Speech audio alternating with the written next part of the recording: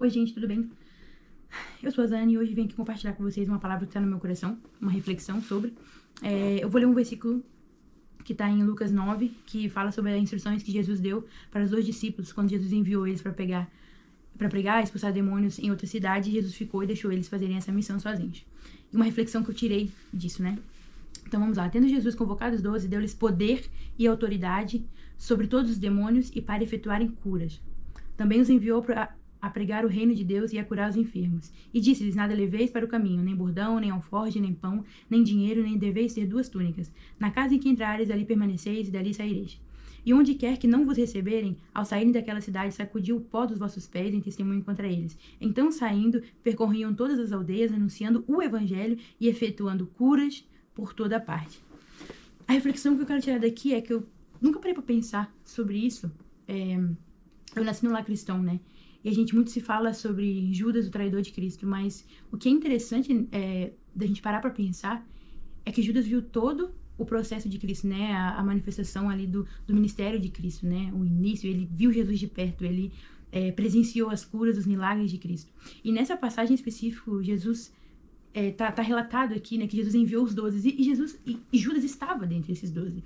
E Jesus encheu eles, todos os 12, mas agora eu quero enfatizar muito sobre Judas, poder e autoridade. Deu-lhes poder e autoridade sobre todos os demônios e deu-lhes poder e autoridade para efetuarem curas. E no final do versículo diz: anunciando o evangelho e efetuando curas por toda parte. Foram isso que eles fizeram. Agora pensa, Judas andou com Jesus, foi um dos 12, viu todo o processo de Jesus, viu todo o processo, né, dos discípulos que estavam à volta deles, o crescimento de todos eles. Ele expulsou demônios, ele realizou curas, né, através da autoridade e poder que Jesus deu sobre eles. E mesmo assim, ele, no final, foi usado pelo diabo, deixou que Satanás entrasse no coração e na mente dele, né, para distorcer a verdade do evangelho no coração e na mente dele. E aí ele vai e entrega Jesus, né, para cumprir, né? Claro que nós estávamos nas escrituras que isso tinha que acontecer com Cristo, para que ele fosse morto e ressuscitado e fosse o nosso Salvador, né? Mas não era premeditado que fosse Judas, né? Que seria o traidor, né? Ele deu legalidade, ele deu abertura para que Satanás entrasse no coração dele, na mente dele, para entregar Jesus e então ser, né, o traidor. Mas eu paro para pensar, você vê, ele foi o traidor, mas mesmo assim ele foi usado por Deus. Né? Mesmo assim ele curou, mesmo assim ele efetuou curas, mesmo assim ele teve poder e autoridade sobre os demônios, né? E muitas das vezes na nossa vida é assim também. E o fim dele foi triste, né? Ele poderia ter se arrependido, mas ele não se arrependeu, né? Ele se encheu de vergonha e se suicidou, né? Como diz a palavra de Deus. Teve um fim lamentável, diferente de Pedro, né? Que negou Jesus também 3 vezes, que foi um grande pecado de Pedro, mas ele se arrependeu, né? Ele teve um coração, ele foi totalmente constrangido pela presença e pelo amor de Jesus e ele se arrependeu, né, de todo o coração e teve o ministério que teve Pedro, né, que foi a rocha. Deus estabeleceu ele como a rocha, né, da igreja. E Judas não, Judas escolheu o outro caminho. Mas refletindo sobre a nossa vida, isso é um alerta para nós, né, porque nós podemos, por exemplo, eu que louvo na igreja, né, toco violão e canto, para pensar, nós podemos estar muitas das vezes na casa de Deus, podemos estar exercendo o ministério, podemos estar sobre a liderança, né, exercendo a liderança em algum lugar, quer seja no louvor, ou sendo um pastor, sendo um missionário, sendo qualquer coisa dentro da igreja, ou para a igreja.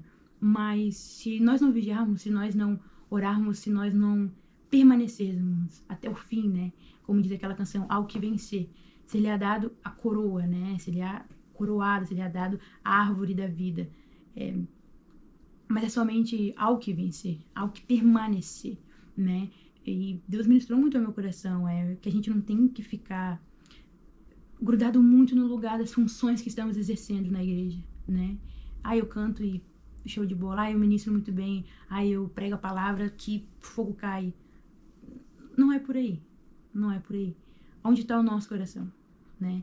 Onde está o amor de Jesus na nossa vida? Onde está a palavra do Senhor, o amor pela palavra do Senhor? Onde está a verdade de Cristo em nós, na nossa vida no dia a dia, né? Na nossa casa, no nosso lar? Aonde está isso, né? Tem vindo muito hoje no meu coração um batismo, né? Um batismo de arrependimento mesmo. Porque nós estamos vivendo os últimos tempos e muitas pessoas que tiveram encontro com Deus, que viveram experiências com Deus, como Judas, como aqui tá falando que Judas viveu, ele expulsou demônios, ele curou, ele fez várias coisas. E ele teve o fim que teve. Ele deu lugar para Satanás e ele não se arrependeu ao Senhor, ele não voltou o coração dele para Deus. Então, né, muito provavelmente não foi salvo. E hoje em dia não é diferente. Não é diferente que você, que eu venhamos ter esse temor, esse batismo de um arrependimento, um batismo de um temor do Senhor, de não ficarmos acomodados no que estamos a fazer para Deus ou para a igreja. Que muitas vezes estamos fazendo coisas para a igreja, mas não estamos fazendo para Deus, para agradar o Senhor, para glorificar o Senhor, para que seja recebido pelo Senhor. Estamos fazendo simplesmente pela nossa própria glória.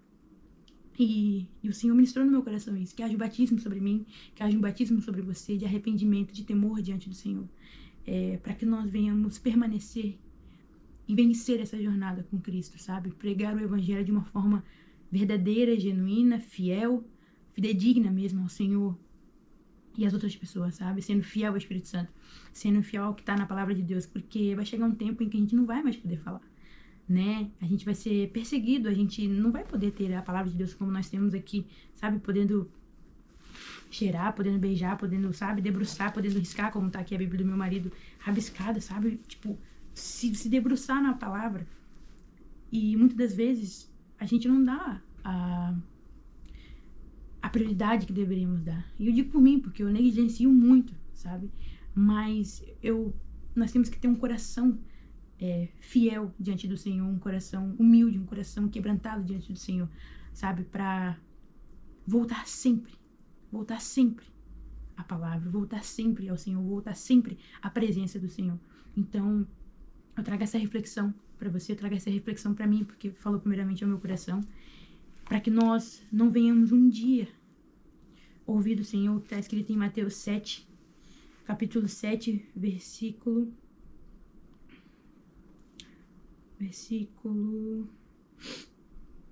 21. Versículo 21. Nem todo aquele que me diz, isso é a palavra de Jesus, tá? Nem todo aquele que me diz, Senhor, Senhor, entrará no reino dos céus, mas aquele que faz a vontade de meu Pai, que está nos céus. Muitos naquele dia hão de dizer, Senhor, Senhor, porventura não temos nos batizado em teu nome, e em teu nome não expelimos demônios, e em teu nome não fizemos muitos milagres? Então lhes direi explicitamente, nunca vos conheci. Apartai-vos de mim, os que praticais a iniquidade. Que Deus nos livre de toda vida de falsa comunhão com Ele. Que Deus nos tenha misericórdia da nossa vida cristã, para que nós não venhamos viver uma farsa, não vivermos na igreja durante dias e dias, durante anos e anos da nossa vida, até morrermos e ter sido em vão. E um dia chegar no céu e o Senhor falar assim, eu não te conheço. Porque você viveu pra você. Ah, mas Senhor, mas eu cantei, mas Senhor, eu preguei, mas Senhor, eu cuidei de almas. Mas eu nunca te conheci. Eu nunca te conheci. Que haja temor sobre nós. Que haja esse batismo de arrependimento. Em nome de Jesus. Que haja sobre mim, Senhor. Que haja sobre qualquer pessoa que veja esse vídeo, Senhor, se for uma alma. Que haja o arrependimento neste momento, em nome de Jesus. Que os nossos corações não venham se corromper. Que os nossos corações não venham se curvar às riquezas, à fama, às glórias do mundo, aos poderes do mundo. As coisas que Satanás vem nos apresentar como bandeja. Mas que haja sobre nós uma vida santa, uma vida reta, um coração honesto, um coração sincero diante de Deus e diante dos homens, tá? Que haja esse temor sobre nós. Essa é a minha oração, essa é a palavra que o Senhor ministrou ao meu coração mesmo. Zane, não se corrompa. Zane, não pense que só ir na igreja, tocar, ministrar, limpar a igreja, pregar, o que quer que seja. Não pense que isso vai te salvar. Isso é usado para a glória de Deus, porque Deus tem misericórdia das pessoas que estão lá.